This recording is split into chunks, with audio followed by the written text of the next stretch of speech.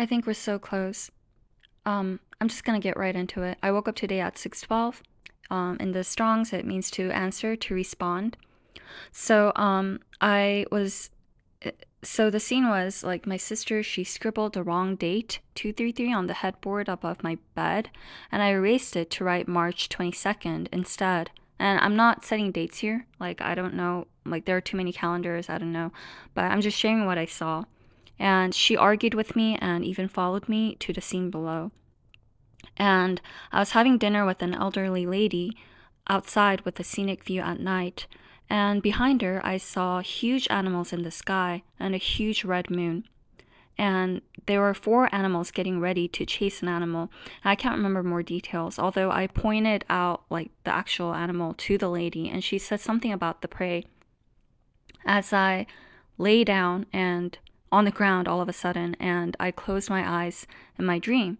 And then, like in my first rapture dream, I somehow knew that I was back in my bed as I felt the sensation of being raptured. And it was very slow, like super. I've never had this before. And I saw what looked like a green coat of ladder or double helix as I watched the steps of the ladder go down as my mind or whatever it went up. So I was going up and it was going down, and it I heard your DNA is changing. And then I stepped out of an elevator, I hugged the receptionists, and I explored the city. But I noticed when I was stepping out of the elevator, I noticed that my shirt was still black. It was black.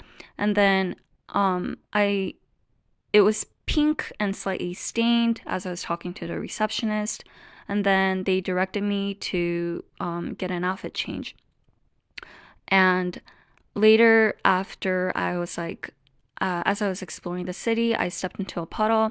So I went to a bathroom to wash my foot. And I saw a girl who used to be trans and almost ended her life. But she looked like so clean and very pure. And I don't know how else to describe her, but yeah, she looked nice. And I told her I was really thankful that she endured.